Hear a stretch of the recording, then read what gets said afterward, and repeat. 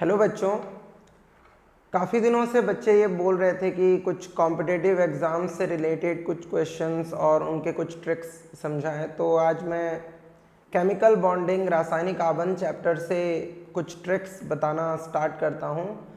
आज हम लोग दो बेसिक टॉपिक डिस्कस करेंगे बेटा। एक तो हाइब्रिडाइजेशन मतलब संकरण और दूसरा डाइपोल मोमेंट। इनके दो ट्रिकी टॉपिक जिनके कॉम्पिटिटिव एग्जाम में काफ़ी क्वेश्चन आते हैं, चाहे वो किसी भी तरह का कॉम्पिटिटिव एग्जाम हो।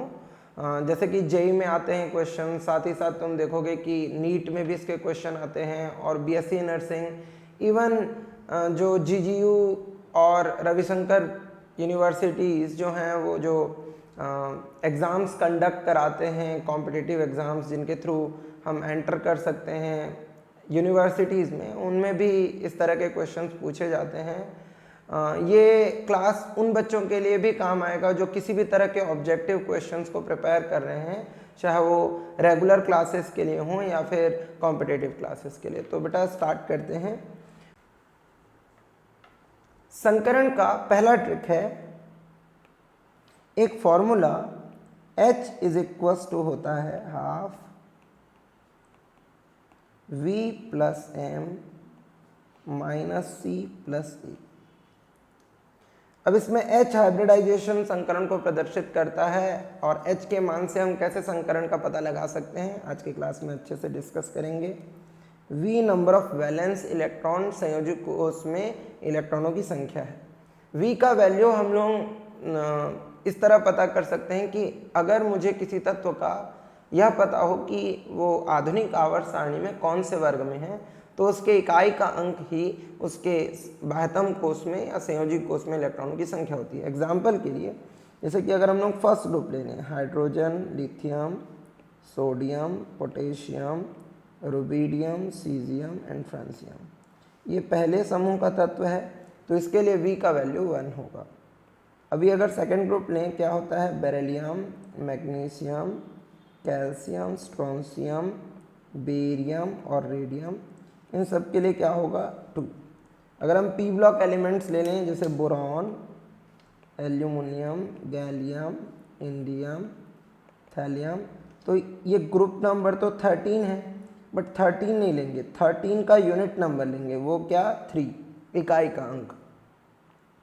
उसके बाद अगर हम देखें 14 ग्रुप क्या होता है, carbon, silicon, germanium, tin and lead, इन सब के लिए क्या होगा 4। अगर हम 15 ग्रुप लें, 15 ग्रुप के लिए 5 होगा, क्या होंगे, nitrogen, phosphorus, arsenic, antimony and bismuth. 16 group ले लें बेटा, 16 ग्रुप के लिए 6, oxygen, sulphur, selenium, tellurium, polonium. उसके बाद अगर हम 17 ग्रुप लें, fluorine, chlorine, bromine, iodine, astatine, इन सब के लिए कितना होता है 7। उसके बाद अगर हम 18 ग्रुप ले लें, 18 ग्रुप क्या होगा, helium, neon, argon, krypton, xenon, radon, इन सब के लिए क्या होगा, जो यूनिट नंबर है वो क्या होगा 8। तो इस तरह से अगर मान लो मुझे फास्फोरस के लिए संकरण निकालना हो और फास्फोरस केंद्रीय परमाणु हो, तो उसमें हम V की जगह क्या पुट करेंगे 5। इसके बाद अगर हम लोगों को यहाँ आगे देखना हो तो M है नंबर ऑफ मोनोवैलेंट एटम। बेटा एक संयोजी परमाणुओं की संख्या, ये केवल है हाइड्रोजन, फ्लोरीन, क्लोरीन, ब्रोमीन और आयोडीन, इनको काउंट करना है। अगर NH3 है तो उसमें H3 है, तो 3 है तो उसके लिए 3 लिखेंगे M का वैल्यू। अगर PCl5 है तो उसमें Cl5 टाइम्स है, तो M का वैल्यू उसके लिए हो जाएगा 5। तो M में केवल नंबर ऑफ मोनोवैलेंट एटम लगते हैं और वो यही होते हैं, इसके अलावा कोई नहीं होते हैं। C कैटायन मतलब धनायन है, अगर धनायन होगा तो उसको घटा देना है, और ये एनायन मतलब ऋणायन है, अगर ऋणायन होगा तो उसको क्या करना है, हमको जोड़ देना है। तो इसके सहायता से हम लोग संकरण निकाल सकते हैं। तो कैसे संकरण निकालेंगे इसको देखते हैं। अभी जैसे कि एग्जाम्पल के लिए अगर मैं ले लेता हूँ NH3, अब NH3 में अगर मैं H निकालता हूँ तो 1/2। बताओ नाइट्रोजन कौन से समूह का तत्व है? 15वें समूह का तत्व है, तो उसके लिए क्या लिखेंगे? 5। अच्छा, हाइड्रोजन यहाँ कितने हैं? एक संयोजी परमाणु है M3, तो प्लस लिख देंगे 3, तो 5 + 3। अब NH3 पे तो कोई चार्ज है नहीं, ऊपर में चार्ज नहीं है, तो इसीलिए ये और कुछ नहीं करेंगे, नेगेटिव या पॉजिटिव चार्ज नहीं है, तो हो जाएगा 8/2 होगा 4 होगा, तो 4 मतलब SPPP मतलब sp3, यहाँ हो जाएगा sp3। बेटा सिंपल है, अगर H का वैल्यू 2 आया मतलब sp, 3 आया मतलब sp2, 4 आया मतलब sp3, 5 आया मतलब sp3d, 6 आया मतलब sp3d2, 7 आया मतलब sp3d3। ये बेसिक हाइब्रिडाइजेशन है। जब अगर मेटल्स हों, मतलब जैसे कॉम्प्लेक्स सब्स्टिट्यूट्स हों, कॉम्प्लेक्स कंपाउंड हों, एग्जैक्टली क्या बोलते हैं, उपसह संयोजी यौगिक, तो उनके लिए एक अलग ट्रिक होता है बेटा। जब मैं उसको सिखाऊंगा तो उसके लिए समझाऊंगा, उस समय समझाऊंगा, तो ये याद रखेंगे कि ये होता है। तो NH3 के लिए हम लोगों ने निकाल लिया कि sp3 संकरण है। इसी तरह से मान लेते हैं मैं निकालना चाहता हूँ SO4 - 2 का, तो H = क्या होगा? 1/2। अच्छा, सल्फर कौन से ग्रुप का है बताओ? 16 ग्रुप का, तो इकाई का अंक 6 लग जाएगा। O4 है, यहाँ पर कोई मोनोवैलेंट एटम है ही नहीं, मतलब कोई एकल संयोजी जो परमाणु है वो नहीं है, ठीक है। तो उस केस में यहाँ पर हम लोग M का वैल्यू कुछ भी नहीं रखेंगे, 0 हो जाएगा। अगर पॉजिटिव और नेगेटिव, पॉजिटिव हो तो घट जाता है, नेगेटिव हो तो जुड़ जाता है, -2 है जुड़ जाएगा +2, तो ये हो जाएगा क्या? 8/2, मतलब इसके लिए भी 4 आएगा, मतलब इसमें भी कौन सा संकरण होगा? sp3, ठीक है। अभी जैसे मेरे को ClF3 इसके लिए कैलकुलेट करना है, तो H = क्या होगा? 1/2। बताओ क्लोरीन कौन से समूह का तत्व है? 17वें समूह का तत्व है, तो इसके लिए क्या लगेगा? 7। मोनोवैलेंट एटम इसमें कितने हैं? देखो, मोनोवैलेंट एटम मतलब एकल संयोजी M का वैल्यू, यहाँ पर फ्लोरीन है 3, तो प्लस हो जाएगा 3, कोई चार्ज तो है नहीं, तो इसीलिए ये हो जाएगा 10/2, मतलब आ जाएगा 5, तो 5 मतलब कौन सा संकरण होगा? sp3d, ये संकरण होगा। तो इस तरह से हम लोग संकरण जो है वो निकाल सकते हैं। अच्छा, अगर मान लेते हैं कि तुमको इसका संकरण निकालना है ना, तो इस फॉर्मूले का लिमिटेशन क्या है? तो कभी कभी क्या होता है कि कुछ ऐसे यौगिक होते हैं जिसमें एक से ज़्यादा केंद्रीय परमाणु हो, ठीक है, मोर देन 1 सेंट्रल एटम, ठीक। और कुछ ऐसे भी यौगिक होते हैं जिनमें जो पेरोक्साइड होता है, ऑक्सीजन पेरोक्साइड के रूप में होता है, तो उस कंडीशन में तुम जो हाइब्रिडाइजेशन निकालोगे तो उसके लिए ये फॉर्मूला सफिशिएंट नहीं है। तो उसके लिए क्या करते हैं? अगर मान लेते हैं कि मेरे को कुछ ऐसे यौगिक दिए हुए हैं जिनमें जो है एक से ज़्यादा केंद्रीय परमाणु है, ठीक है, या फिर कुछ ऐसे यौगिक दिए हुए हैं जैसे उसमें पेरोक्साइड है, तो फिर मैं कैसे बता सकता हूँ कि उसका संकरण क्या है? तो ये सिंपल सा एक ट्रिक है, नंबर्स ऑफ सिग्मा बॉन्ड। तुम उसका स्ट्रक्चर बनाओ और उसमें number of sigma bond count कर लो। जितने नंबर ऑफ सिग्मा बॉन्ड होंगे उसी हिसाब से H की वैल्यू आ जाएगी, उतनी H की वैल्यू आ जाएगी, और वहाँ से तुम क्या कर सकते हो? संकरण जो है वो बता सकते हो, ठीक है। जैसे कि अगर मान लेते हैं मेरे को CO2 में बताना है, तो CO2 एक सिंपल एग्जांपल है, C double bond O double bond O। तो इसमें देखोगे तो सिग्मा बॉन्ड कितने हैं? एक बॉन्ड सिग्मा है, एक बॉन्ड पाई है, डबल बॉन्ड है तो ये सिग्मा है, ये पाई है ना। कभी कभी सिग्मा और पाई बॉन्ड काउंट करने के लिए भी आता है स्ट्रक्चर्स का। तो number of sigma bond and number of pi bond देख रहे हैं, तो इसमें नंबर ऑफ सिग्मा बॉन्ड कितने हैं? 2, तो इसका हाइब्रिडाइजेशन कौन सा होगा? sp, simple. अभी जैसे कि मान लेते हैं मैं एक थोड़ा सा कठिन एग्जांपल लेता हूँ, कैरो एसिड H2SO5। ठीक है, ये कैरो एसिड है। अब अगर मेरे को इसका संकरण निकालना है ना, ठीक, तो ऐसे जो कॉम्प्लेक्स होते हैं, ऐसे जो कंपाउंड होते हैं, उनका स्ट्रक्चर बना लेना चाहिए। जैसे कि कैरो एसिड का अगर हम लोग स्ट्रक्चर बनाने जाएं तो हमको पता है कि सल्फर जो है वो हेक्सावेलेंट होता है। तो double bond O, single bond O, single bond O, double bond O। अगर ऐसे बनाता भी हूँ तो एक और ऑक्सीजन कम से कम चाहिए। O के साथ एक H लग गया, यहाँ एक O और लगा कर एक H लगाएंगे तो अच्छे से देखेंगे तो यहाँ पर एक पेरोक्साइड बॉन्ड हो गया है। इसको बेटा तुम लोग 12th पढ़ते समय पढ़े होगे कि पेरोक्साइड बॉन्ड कैसे बनता है, और कैरो एसिड का स्ट्रक्चर भी था उसमें।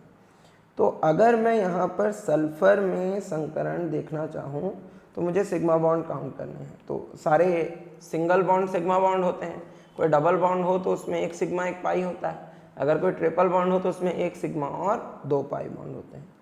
तो यहाँ पर अगर देखेंगे तो ये एक सिग्मा बॉन्ड है, ये एक सिग्मा बॉन्ड है, यहाँ एक सिग्मा बॉन्ड है, यहाँ एक सिग्मा बॉन्ड है, तो 4 सिग्मा बॉन्ड है। तो इसका हाइब्रिडाइजेशन क्या होगा, sp3। ठीक है बेटा, तो इस तरह से हम लोग सिग्मा बॉन्ड काउंट करके भी क्या कर सकते हैं, ये पता कर सकते हैं कि किस में कौन सा संकरण है। ठीक है, अब कुछ क्वेश्चंस लेते हैं जो एकदम बेसिक हैं, प्रीवियस ईयर पूछे हुए। सारे जितने भी मैं क्वेश्चन ले रहा हूँ वो किसी न किसी रेस्पेक्टिव एग्ज़ाम में, जेई में, CPMT में, एम्स में, ठीक है, या किसी भी तरह के प्री मेडिकल या प्री इंजीनियरिंग एग्ज़ाम में पूछे हुए क्वेश्चंस हैं। तो एक क्वेश्चन ले रहे हैं कि एक धातु सल्फेट का सूत्र जो है वो M2SO4 होल थ्राइस है, तो इसके फॉस्फेट का सूत्र क्या होगा। तो हमें पता है कि सल्फेट होता है SO4-2, ठीक, और हमें पता है कि अगर हम लोगों को कोई भी कंपाउंड बनाना होता है तो कंपाउंड कैसे बनता है। जैसे कि अगर A पर +X चार्ज है और B पर -Y चार्ज है, तो जब हम लोग क्रॉस कराते हैं तो A पे आ जाता है Y और B पे आ जाता है X। अगर ये एक दूसरे के साथ कट रहा हो, मतलब डिवाइड करते बने, तो डिवाइड कर लेते हैं। जैसे अगर मान लो ये 2 हो और ये 4 हो तो 2 1 जा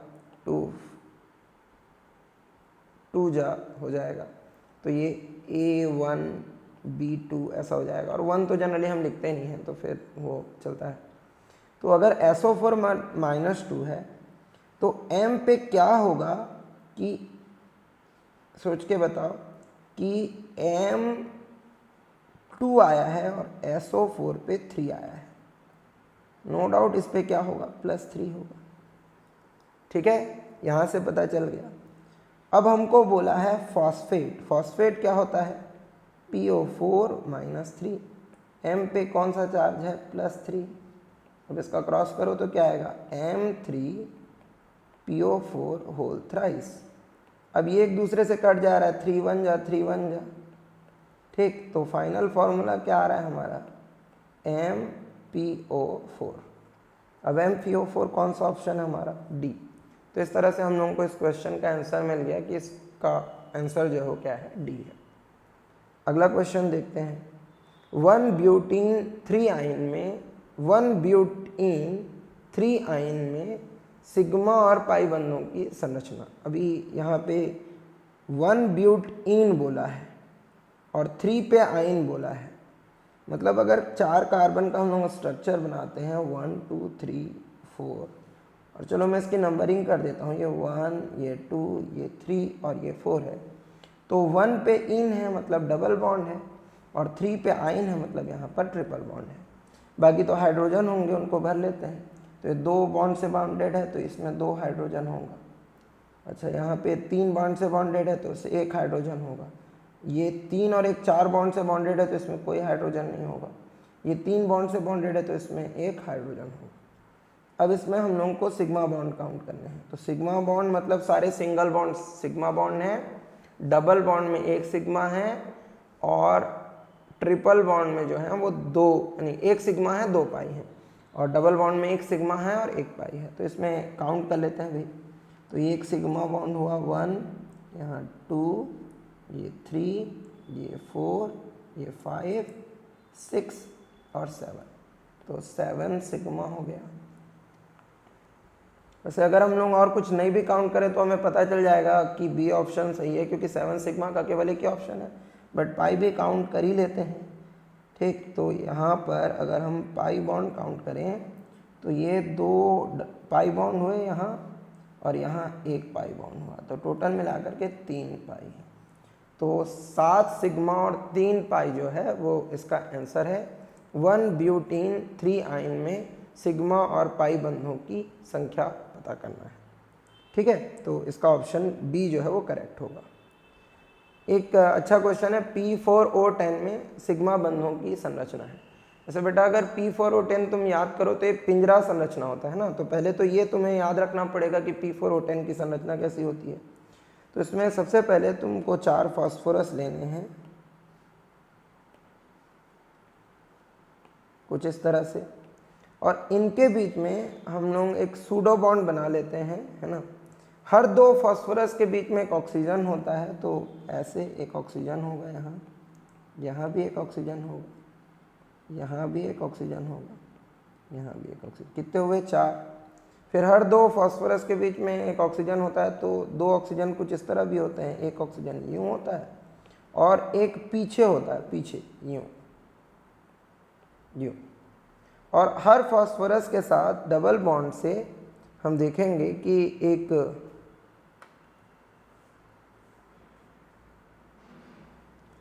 हर फास्फोरस के साथ डबल बॉन्ड से देखेंगे कि एक ऑक्सीजन जो है वो जुड़ा होता है, क्योंकि अभी तक O6 ही हुआ है, तो ये double bond O, double bond O, double bond O। इसको हम लोग पिंजरा संरचना के नाम से भी जानते हैं। तो अब अगर हम लोग यहाँ पे सिग्मा बॉन्ड्स काउंट करें, टोटल कितने सिग्मा बॉन्ड हैं, तो चेक कर लेते हैं भाई। यहाँ पे 1 2 3 4 5 6 7 8 9 10 11 12 13 14 15 और 16, टोटल मिलाकर के 16 क्या है यहाँ पर सिग्मा बॉन्ड है। तो इस तरह से हम लोग इसके टोटल 16 सिग्मा बॉन्ड काउंट कर सकेंगे, है ना। बट स्ट्रक्चर को एक बार फिर बता दूंगा, ध्यान देना कि यहाँ पर कितने फास्फोरस हैं, 4, 1 2 3 एंड 4। हर 2 फास्फोरस के बीच में एक ऑक्सीजन है, कुछ इस तरह से। यहाँ पे तुम ऑक्सीजन इस तरह से रख सकते हो, यूँ 1 2 3 4 ऑक्सीजन हुए पर 10 हैं, तो 2 ऑक्सीजन कुछ इस तरह होते हैं। इन 2 फास्फोरस के बीच में एक और एक पीछे है, इन 2 फास्फोरस के बीच में एक। अब 6 ऑक्सीजन हुए। अब फास्फोरस जो होता है वो पेंटावेलेंट होता है, याद रखना, पंच संयोजी होता है। तो जैसे इस फास्फोरस को देखो तो ये एक इधर है ना, एक इधर और एक इधर, टोटल मिलाकर के 3 बॉन्ड से बॉन्डेड है, तो वो 2 और बॉन्ड बना सकता है। इसीलिए हर फास्फोरस के साथ double bond O, double bond O, double bond O, double bond O कर लेंगे। अब यहाँ पर स्ट्रक्चर बन गया। याद रखना टोटल सिग्मा बॉन्ड काउंट करने हैं, तो इस तरह से हम लोग सिग्मा बॉन्ड यहाँ पर काउंट कर लेते हैं। तो ये भी एक बड़ा ट्रिकी क्वेश्चन है, इसके लिए तुम्हें स्ट्रक्चर पता होना जरूरी है। अब कुछ इम्पॉर्टेंट संकरण के क्वेश्चन, ये एक बहुत इम्पॉर्टेंट क्वेश्चन है, ये काफ़ी बार एग्जाम में आ चुका है। XeF2 में संकरण, XeF2। अभी अगर देखें तो यहाँ केंद्रीय परमाणु कौन है, ज़ेनॉन है। तो ज़ेनॉन जो है वो कौन से ग्रुप का है, 18 ग्रुप का। तो H इज इक्वल टू क्या होगा, half plus 8 plus number of monovalent atom. यहाँ देखेंगे तो फ्लोरीन एक मोनोवेलेंट एटम है और वो 2 हैं, तो 8 + 2 हो जाएगा, कोई चार्ज तो है नहीं। 10/2 मतलब आएगा 5 मतलब कौन सा संकरण है इसमें, sp3d। तो sp3d ऑप्शन बी करेक्ट है। बेटा इस केस में तुमको यहाँ पर ये भी पूछता है कि इसका स्ट्रक्चर क्या है ना, कई बार एग्जाम में। तो याद रखना कि ज़ेनॉन ऐसे बीच में रहेगा, sp3d संकरण है। तो अगर मैं sp3d पंचकोणीय द्विपिरामिडी वाली संरचना बनाऊं इस तरह से, पेंटागोनल बाइपिरामिडल वाला, तो पॉलियाँ कुछ इस तरह होंगी, ऐसे ऐसे ऐसे ऐसे। अब यहाँ देखेंगे तो केवल 2 ही फ्लोरीन है ना, तो यहाँ और यहाँ 2 इलेक्ट्रॉन है, बाकी दोनों में क्या है, लोन पेयर है, बाकी तीनों में लोन पेयर है। यहाँ पे एक फ्लोरीन अटैच करेगा ऐसे, और यहाँ पर एक फ्लोरीन अटैच करेगा। देखेंगे तो इसकी संरचना होगी रेखीय। तो इसमें तुमको XeF2 में स्ट्रक्चर भी पूछता है, याद रखना कि इसका जो स्ट्रक्चर होता है वो रेखीय होता है, वो त्रिकोणीय द्विपिरामिडी नहीं होता है ना, ट्राइगोनल बाइपिरामिडल नहीं होता है, बल्कि लीनियर होता है इसका स्ट्रक्चर। तो ये बहुत ही इंपॉर्टेंट क्वेश्चन है, बहुत बार, ये कुछ नहीं तो 20-22 बार तो एग्जाम में आ ही चुका होगा। अब ये एक क्वेश्चन है, एक यौगिक जिसका संरचना सूत्र इस तरह दिया हुआ है, CH3CH डबल बॉन्ड CH2, चारों कार्बन में संकरण का बाएं से दाएं की ओर का जो क्रम है वो क्या होगा, ये क्वेश्चन पूछा है। तो अभी देखते हैं, CH3 है तो CH ऐसे लिख ले रहा हूँ ओपन करके उसको, सिंगल बॉन्ड CH है, फिर डबल बॉन्ड, फिर C डबल बॉन्ड, फिर CH2 है। अब यहाँ पे हम लोगों का वो सिग्मा बॉन्ड काउंट करने वाला ट्रिक बहुत काम आएगा अगर तुमने सीखा हो उसको अच्छे से। तो यहाँ पे देखें कितने सिग्मा बॉन्ड हैं, 1 2 3 और 4 मतलब इसमें कौन सा संकरण है, sp3।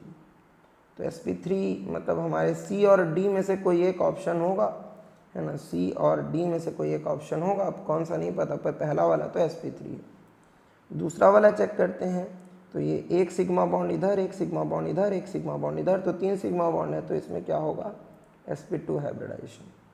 तो sp2 दोनों में है, C और D दोनों में। अच्छा, जो अगला है इसमें देखेंगे तो एक सिग्मा बॉन्ड इधर, एक सिग्मा बॉन्ड इधर, तो इसमें 2 ही सिग्मा बॉन्ड है, तो sp संकरण है। तो sp, अब मेरे ख्याल से क्लियर दिख रहा है कि ये C सही है, क्योंकि इसमें तो sp2 दे दिया है, तो इसमें C सही होगा। वैसे कंफर्म करने के लिए चौथा भी देख लेते हैं। ये वाले कार्बन में देखोगे तो एक सिग्मा बॉन्ड, 2 और 3 सिग्मा बॉन्ड है, तो 3 सिग्मा बॉन्ड मतलब इसमें कौन सा हाइब्रिडाइजेशन होगा, sp2। तो देखो ये भी मैच कर रहा है, तो इस तरह से जो ऑप्शन C है वो पूरी तरह से करेक्ट है। तो ये सिंपल ऐसे ट्रिक होते हैं, है ना, अगर तुमको ट्रिक आते हो तो आसानी से बन जाएंगे, है ना। सिग्मा बॉन्ड काउंट करना आता हो, स्ट्रक्चर आता हो, तो इससे तेज कोई भी जो ट्रिक है वो काम नहीं करेगा, है ना।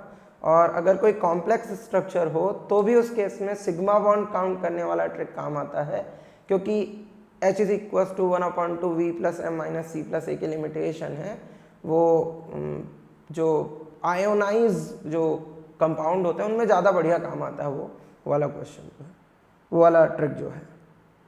अच्छा, निम्न में से कौन चतुष्फलकीय संरचना प्रदर्शित नहीं करता है, अब ये क्वेश्चन पूछा है।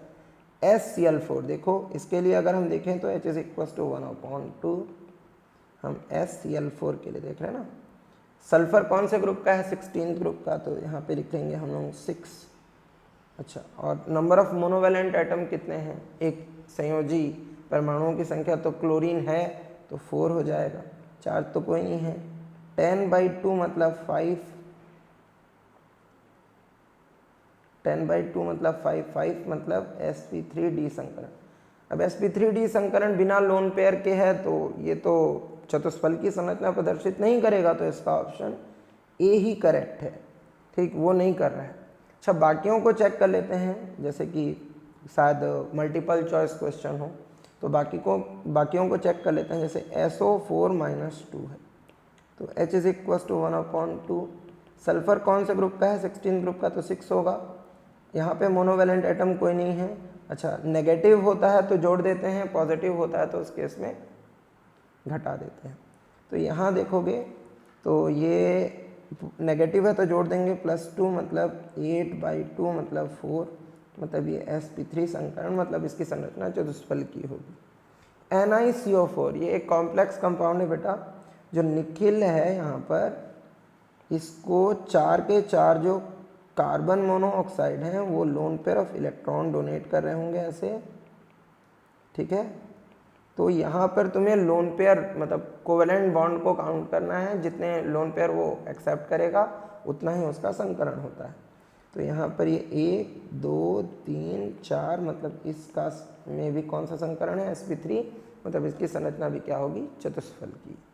ठीक ऐसे ही तुम NiCl4 - 2 में भी देखोगे, यहाँ जो निकिल है वो +2 के फॉर्म में है, और यहाँ भी हम देखेंगे कि जो क्लोराइड आयंस हैं इसको लोन पेयर ऑफ इलेक्ट्रॉन दे रहे हैं। तो यहाँ पर तुम अगर lone pair of electron donate करने वाले एटम या नंबर ऑफ कोऑर्डिनेट बॉन्ड मतलब उपसहसंयोजी बंधों की संख्या निकाल लो, तो वहाँ से संकरण निकल जाएगा। तो ये 1 2 3 और 4 है, तो इसमें भी कौन सा संकरण है, sp3। तो इन सब में sp3 संकरण है और सबकी संरचना चतुष्फल की है, बट जो SCl4 है उसकी संरचना जो है वो चतुष्फल की नहीं होगी। ठीक है, SCl4 अगर हम यहाँ देखें तो यहाँ इसका स्ट्रक्चर कैसे होगा, क्योंकि वो भी एक ट्रिकी क्वेश्चन हो सकता है। सल्फर है और उसमें sp3d हाइब्रिडाइजेशन है। देखो तो तुम देखोगे कि यूँ ऐसे कितने पॉलियाँ होंगे इसमें, एक इधर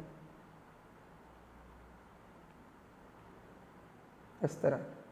अब यहाँ हम देखेंगे तो 4 बॉन्ड जो हैं इस तरह बॉन्डेड है, और ये एक सीसॉ स्ट्रक्चर बनाएगा। ठीक है, झूले की तरह स्ट्रक्चर बनाएगा सीसॉ। तो वो भी एक इम्पॉर्टेंट क्वेश्चन हो सकता है, तो केयर करेंगे कि SCl4 का जो स्ट्रक्चर होता है वो क्या होता है, सीसॉ।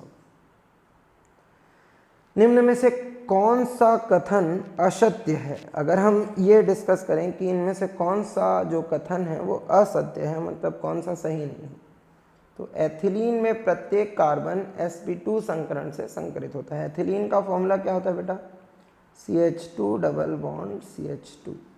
अब इसमें अगर हम लोग कार्बन को देखें तो ये CHH डबल बॉन्ड CHH, तो number of sigma bond count करो, 1 2 3 सिग्मा बॉन्ड, तो कौन सा संकरण होगा, sp2। अच्छा ये तो सत्य है, sp2 संकरण होता है। एसिटिलीन में प्रत्येक में sp3 संकरण होता है। एसिटिलीन का फॉर्मूला क्या होता है, HC ट्रिपल बॉन्ड CH। देखेंगे तो यहाँ जो कार्बन है ये कितने सिग्मा बॉन्ड से बॉन्डेड है, 1 और 2, तो 2 सिग्मा बॉन्ड से बॉन्डेड है, मतलब इसमें कौन सा संकरण है, sp। बट यहाँ पे क्या लिखा है, sp3। तो ये सही आंसर दिख रहा है, असत्य है। एसिटिलीन में प्रत्येक कार्बन पर sp3 संकरण नहीं होता है, क्या होता है, sp संकरण होता है। इसे बाकी भी चेक कर लेते हैं। जैसे बेंजीन में प्रत्येक कार्बन में sp2 संकरण होता है। चेक कर लेते हैं बेंजीन का स्ट्रक्चर क्या होता है, CH double bond CH single bond CH double bond CH single bond CH double bond CH single bond. अब अगर हम लोग यहाँ पर कोई भी कार्बन ले लें तो उसमें कितने सिग्मा बॉन्ड है, चेक करो बेटा, इधर 1 इधर 2 इधर 3, तो यहाँ 3 सिग्मा बॉन्ड है। तो इसका मतलब इसमें कौन सा संकरण है, sp2, तो वो भी सही है। एथेन में प्रत्येक कार्बन में sp3 संकरण होता है। एथेन क्या होता है, एथेन का स्ट्रक्चर लिखेंगे तो C2H6, ये क्या होगा, CHHH CHHH, ऐसा होता है। तो यहाँ पे अगर हम लोग कार्बन में चेक करें तो 1 2 3 और 4 सिग्मा बॉन्ड, 4 सिग्मा बॉन्ड है, तो कौन सा संकरण होगा, sp3। तो ये भी सही है, एथेन में प्रत्येक कार्बन में sp3 संकरण होता है। तो इसका सही आंसर हो गया क्या, एसिटिलीन में प्रत्येक कार्बन पे sp3 संकरण होता है। वो रॉन्ग है, क्योंकि क्वेश्चन ही पूछा था निम्न में से कौन सा सत्य है। पहला भी सत्य है, तीसरा भी सत्य है, चौथा भी सत्य है, पर दूसरा असत्य है, तो वही आंसर होगा। बेटा आज के सेशन का दूसरा टॉपिक है द्विध्रुव आघूर्ण। अब द्विध्रुव आघूर्ण किसे कहते हैं, तो सबसे पहले द्विध्रुव समझना पड़ेगा कि अगर हमारे पास कोई एक ऐसा अणु है जिसके 2 ध्रुव हैं, एक पॉजिटिव है एक नेगेटिव है, तो ये द्विध्रुव हो गया, डाइपोल हो गया, है ना। अब 3 डायमेंशन स्पेस में ये घूमेगा ही, है ना। जब ये घूमेगा तो क्या उत्पन्न करेगा, आघूर्ण। अगर फिजिक्स में लिखें तो P = होता है क्या, Q × 2L। इलेक्ट्रोस्टैटिक्स में हम पढ़े हुए हैं स्थिर वैद्युत में हम ये पढ़े हुए हैं कि P इज इक्वल टू क्या होता है, Q इंटू 2L होता है। अच्छा, तो केमिस्ट्री में हम लोगों के पास आघूर्ण का कोई ऐसा जो निकालने का कोई ऐसा ट्रिक नहीं है ना। हमें ये चेक करना है कि वो द्विध्रुव है कि नहीं है, डाइपोल है कि नहीं, ठीक है। अच्छा, अगर वो डाइपोल है तो उसका आघूर्ण होगा ही होगा, है ना। याद रखेंगे 2 क्वेश्चन पूछे जाएंगे तुमसे। पहला कि निम्न में से किसका द्विध्रुव आघूर्ण शून्य है, ठीक। दूसरा, या शून्य नहीं है, वो एक ही क्वेश्चन हुआ, निम्न में से किसका शून्य है और किसका शून्य नहीं है, इस तरह का एक क्वेश्चन आ सकता है। और दूसरा तुमको ये पूछा जाएगा कि किसका द्विध्रुव आघूर्ण अधिक है। तो जो अधिक ध्रुवी है, जो मोर पोलर है, जो अधिक ध्रुवी है, उसका द्विध्रुव आघूर्ण अधिक है। सिंपल, उसमें ध्रुवता देखना है, पोलैरिटी देखना है। तो जो अधिक ध्रुवी है उसका द्विध्रुव आघूर्ण अधिक है। एक क्वेश्चन इस तरह सॉल्व करेंगे। और दूसरा कि किसका द्विध्रुव आघूर्ण शून्य है। तो बेटा हर सिमेट्रिकल कंपाउंड का जो द्विध्रुव आघूर्ण होता है वो शून्य होता है अगर उसमें लोन पेयर ना हो। इसका मतलब सबसे पहले हम लोगों को ये ध्यान रखना पड़ेगा कि लोन पेयर कहाँ कहाँ होता है। तो पीरियोडिक टेबल में लोन पेयर अगर देखें हम, लोन पेयर, तो कुछ 1-2 एक्सेप्शंस अगर छोड़ दें तो group number 15, group number 16, group number 17 और ग्रुप नंबर 18 के एलिमेंट्स लोन पेयर रखते हैं। जैसे कि अगर एग्जांपल ले लें हम 15 ग्रुप का nitrogen, phosphorus, arsenic, antimony, bismuth. 16 group oxygen, sulphur, selenium, tellurium, polonium. 17 group fluorine, chlorine, bromine, iodine, astatine. और 18 ग्रुप होता है helium, neon, argon, krypton, xenon और रेडॉन। अब ये वेरिएबल वैलेंसी शो करते हैं, इनकी संयोजकता परिवर्तित हो जाती है। जैसे कि 15वें समूह के तत्व जो हैं, 15 ग्रुप एलिमेंट जो हैं, वो 2 तरह की वैलेंसी शो करते हैं। तो अगर 15 ग्रुप एलिमेंट हैं तो उनकी वैलेंसी हो सकती है 3। जैसे कि तुम देखते हो NH3 में, है ना, 3 है, तो उसमें लोन पेयर होते हैं कितना, एक लोन पेयर होगा। ये याद रखना जरूरी है। अगर ये पता हो तो तुम फटाफट पता कर सकते हो कि अगर लोन पेयर है तो पक्का उसका द्विध्रुव आघूर्ण जो है वो शून्य नहीं होगा। तो इसीलिए लोन पेयर जानना बड़ा जरूरी होता है। अगर संयोजकता 5 हो, जैसे कि 15 ग्रुप के कुछ एलिमेंट्स का 5 होता है, PCl5 में तुम्हें पता होगा फास्फोरस 5 क्लोरीन से जुड़ा है, तो उस केस में लोन पेयर उसके कितने हो जाते हैं, 0, ठीक है। इसी तरह अगर हम लोग 16 ग्रुप एलिमेंट्स को डिस्कस करें, 16 ग्रुप एलिमेंट की वैलेंसी अगर 2 हो तो उसमें लोन पेयर भी होते हैं 2। ऑक्सीजन H2O या SF2, है ना, उसमें लोन पेयर 2 हैं। अगर वैलेंसी हो जाए 4 तो लोन पेयर हो जाते हैं 1, वैलेंसी हो जाए 6 तो लोन पेयर हो जाता है 0। इस तरह से अगर हम लोग 17 ग्रुप एलिमेंट डिस्कस करें, 17 ग्रुप एलिमेंट जब वैलेंसी शो करता है 1 तो उसके पास लोन पेयर होते हैं कितने, 3। जब ये वैलेंसी शो करता है 3 तो इसके पास लोन पेयर होते हैं 2। जब ये वैलेंसी शो करता है 5 तो इसके पास लोन पेयर होता है 1। और जब ये वैलेंसी शो करता है 7 तो इसके पास लोन पेयर होते हैं 0, ठीक है। 18 ग्रुप एलिमेंट, अब ये 0 वैलेंसी शो कर नहीं सकता, तो 18 ग्रुप एलिमेंट अगर वैलेंसी शो करेगा 2 तो उसके पास लोन पेयर होते हैं 3। अगर वैलेंसी शो करेगा 4 तो लोन पेयर होते हैं 2। अगर वैलेंसी शो करेगा 6 तो लोन पेयर होगा 1। और अगर वैलेंसी शो करेगा 8 तो इसके पास लोन पेयर होगा 0। तो इस तरह से तुम लोन पेयर ध्यान रख सकते हो, है ना। कुछ बेसिक कंपाउंड जैसे कार्बन मोनोऑक्साइड 14 ग्रुप का है पर उसके पास लोन पेयर है CO, है ना, पर उसके पास एक लोन पेयर होता है। तो ये एक्सेप्शन है जिसमें लोन पेयर हो सकता है ना। अब इसके कुछ इंटरेस्टिंग एग्जाम्पल लेते हैं बेटा। सिमेट्रिकल या सममिति से क्या मतलब है, कैसे हम लोग डाइपोल मोमेंट को समझ सकते हैं उसको देखो। जैसे कि एग्जाम्पल के लिए मैं सबसे पहले एक sp संकरण का एग्जाम्पल ले रहा हूँ। sp संकरण में तुम जानते हो BeCl2, तो जो बेरिलियम है वो 2 क्लोरीन से जुड़ा हुआ है, ठीक। तो ये दोनों के दोनों क्लोरीन वाले बंद हैं, दोनों ही पोलर हैं, ऐसा नहीं कि ये पोलर नहीं है, क्लोरीन इलेक्ट्रॉन अपनी ओर ज़्यादा खींच रहा होगा, तो ये पोलर बॉन्ड है भाई, है ना, दोनों के दोनों। पर इसका जो भी द्विध्रुव आघूर्ण है इसका भी वही द्विध्रुव आघूर्ण है, दोनों इक्वल एंड अपोजिट एक दूसरे को कैंसिल कर देंगे और dipole moment, net dipole moment जो है वो क्या आ जाएगा, 0। जो परिणामी द्विध्रुव आघूर्ण है वो क्या आ जाएगा, 0। तो BeCl2 का जो डाइपोल मोमेंट है वो 0 होता है। बट यहीं अगर एग्जाम्पल में अगर मैं लिखता हूँ BeClF, अगर मान लो ऐसा कोई कंपाउंड होता तो बेरिलियम एक तरफ तो क्लोरीन से जुड़ा होता और एक तरफ फ्लोरीन से जुड़ा होता। जो फ्लोरीन वाला बॉन्ड है वो अधिक द्विध्रुव आघूर्ण प्रदर्शित करेगा, क्योंकि वो अधिक ध्रुवीय होता है, प्रकृति का सबसे अधिक विद्युत ऋणी तत्व है। क्लोरीन वाला जो है उसका द्विध्रुव आघूर्ण जो है वो फ्लोरीन के साथ बराबर नहीं होगा, यहाँ μ1 जो है वो ग्रेटर देन μ2 है, तो उस केस में म्यू नेट परिणामी जो है वो 0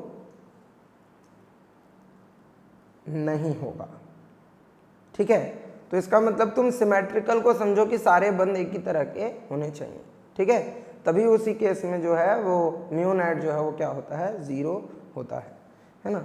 जैसे कि sp3 संकरण में अगर देखें BF3, तो यहाँ तुम देखो बोरॉन, बोरॉन के पास कोई लोन पेयर है क्या, नहीं, वो 13 ग्रुप का एलिमेंट है, उसके पास कोई लोन पेयर हो ही नहीं सकता, और ये 3 फ्लोरीन से जुड़ा है, तो इसका डाइपोल मोमेंट क्या होगा, 0। सब ऐसा इतना डिटेल सोचने की जरूरत नहीं।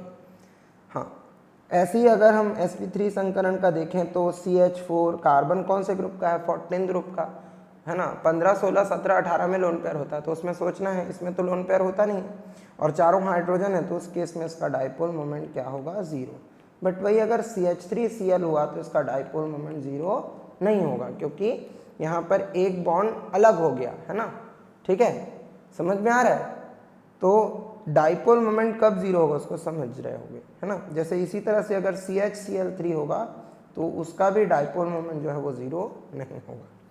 हाँ, अगर हम लोग NH3 देखें तो 3 हाइड्रोजन है, सिमेट्रिकल कंपाउंड दिख रहा है, पर नाइट्रोजन कौन से ग्रुप का है, 15 ग्रुप का, 15 ग्रुप का है, तो इसके पास क्या होगा, एक लोन पेयर, और जब भी लोन पेयर होता है किसी कंपाउंड में तो उस केस में उसका डाइपोल मोमेंट 0 नहीं होता है। 1-2 एक्सेप्शंस को छोड़कर, एक्सेप्शंस को बताऊंगा।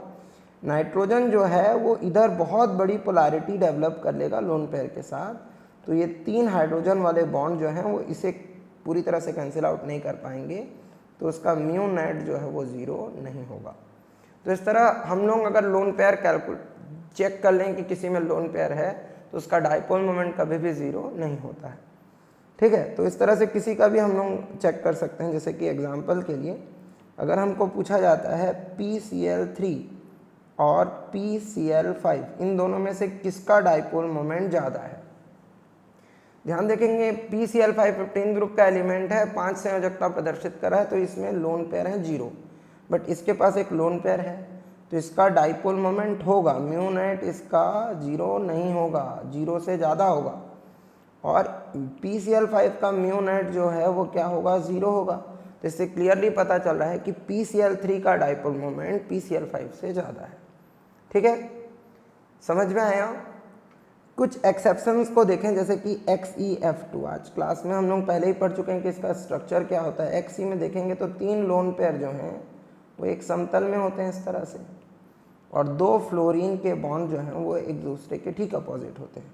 तो एक एक्सेप्शन, एक अपवाद है, इसमें लोन पेयर हैं, उसके बावजूद ये जो लोन पेयर अपना अपना पोलैरिटी बना रहे हैं वो एक दूसरे से कैंसिल आउट हो जा रहा है, और जो फ्लोरीन बना रहा है वो भी एक दूसरे से कैंसिल आउट हो जा रहा है, तो यहाँ पर म्यू नेट जो है वो क्या होगा, 0 होगा।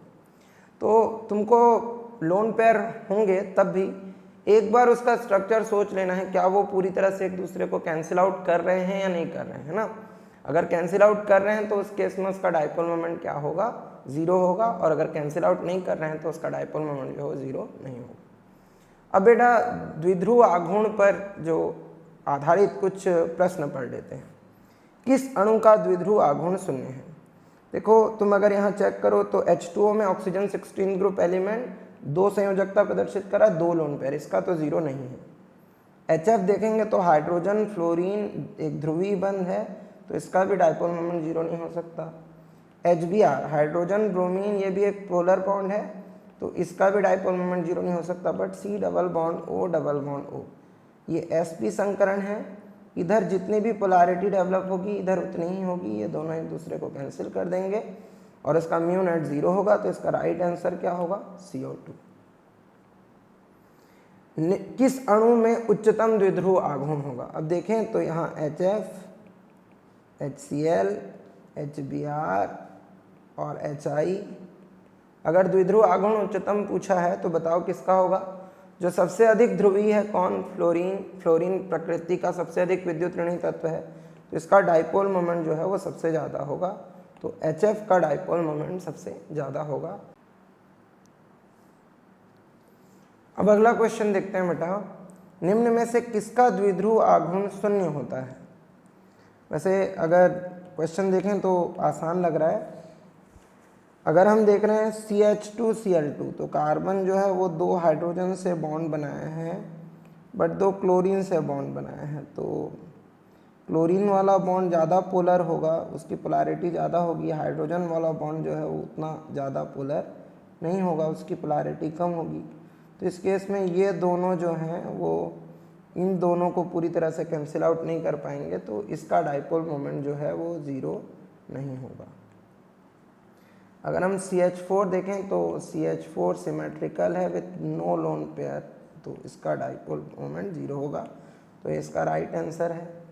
NH3 में चेक करें तो नाइट्रोजन जो है वो 3 हाइड्रोजन से बॉन्डेड जरूर है, पर 15 ग्रुप जब भी ट्राइवेलेंसी शो करता है तो उसके पास एक लोन पेयर होता है, तो इसका भी डाइपोल मोमेंट 0 नहीं होगा क्योंकि इसके पास लोन पेयर है। SOSPH3 फास्फोरस में भी देखेंगे कि वो भी 15 ग्रुप का है, तो उसके पास भी एक लोन पेयर होगा, तो इसका भी डाइपोल मोमेंट जो है वो 0 नहीं होता है। तो बहुत ही इजी टॉपिक थे। एक तो संकरण, हम लोग संकरण बेसिक टॉपिक है, वो बहुत काम आता है, उसका ट्रिक काम आता है बहुत ज़्यादा, तो उसको प्रैक्टिस करो बेटा, और जितने हो सकें तुम्हारे पास जो भी पॉसिबल स्टडी मटेरियल हो उनके क्वेश्चंस बनाओ, और अगर कोई भी क्वेश्चन में डाउट आ रहा है तो कमेंट सेक्शन में तुम मेरे को क्वेश्चंस भेज सकते हो, उनके आंसर्स तुमको दिए जाएंगे, ठीक है। और ये दोनों ट्रिक्स को प्रैक्टिस करो। एक बार ट्रिक को वापस रिवाइज कर लेते हैं। हाइब्रिडाइजेशन का एक फॉर्मूला बताया, H = 1/2 V + M - C + A, ठीक है। ये कब काम आएगा? जब एक केंद्रीय धातु परमाणु हो, आयन वायन हो, तब भी चलता है ना। PO4 - 3 में हम निकाल सकते हैं, SO4 - 2 में हम निकाल सकते हैं। दूसरा मैंने सिग्मा बॉन्ड काउंट करना सिखाया, वो कोई कॉम्प्लिकेटेड अगर कंपाउंड हो तो उसका स्ट्रक्चर बनाना है, स्ट्रक्चर बना करके उसमें सिग्मा बॉन्ड काउंट करना है। जितने सिग्मा बॉन्ड होंगे उस हिसाब से H का वैल्यू निकल जाएगा। H का वैल्यू 2 मतलब sp, H का वैल्यू 3 मतलब sp2, 4 मतलब sp3, 5 मतलब sp3d, 6 मतलब sp3d2, 7 मतलब sp3d3, है ना। अभी मैं संकरण के कुछ और ट्रिक तुम्हें सिखाऊंगा जो कि मेटल्स में काम आएंगे, यहाँ काम नहीं आएंगे, है ना। तो और भी ट्रिक होते हैं, एग्जैक्टली 5 ट्रिक होते हैं, तो उनमें से अभी मैंने 2 रिवाइल किए हैं तुम लोगों को। आगे के क्लासेस में हम बचे हुए ट्रिक्स भी सीखेंगे। और द्विध्रुव आघूर्ण में मैंने तुम लोगों को सिखाया कि डाइपोल मोमेंट जो है वो म्यू का वैल्यू कब 0 होगा और कब 0 नहीं होगा। तो 0 कब होगा? जब मॉलिक्यूल सिमेट्रिकल हो, है ना, और उसमें लोन पेयर ना हो। लोन पेयर हो तो 1-2 ही एक्सेप्शन है, बाकी सारे कंपाउंड जो है 99% केसेस में लोन पेयर अगर होता है तो डाइपोल मोमेंट 0 नहीं होता है। और अनसिमेट्रिकल मॉलिक्यूल जो असम्मित है उसका तो 0 नहीं ही होता है ना। तो किसका ज़्यादा होता है? जो अधिक ध्रुवीय होता है उसका ज़्यादा होता है। तो तुम आज 2-3 टाइप के कॉम्पिटिटिव एग्जाम्स के क्वेश्चंस को बनाना सीखे। कैसा लगा बताना। अगर कोई डाउट आ रहा है तो ज़रूर पूछना, उसको हम लोग फर्दर क्लासेस में डिस्कस करेंगे।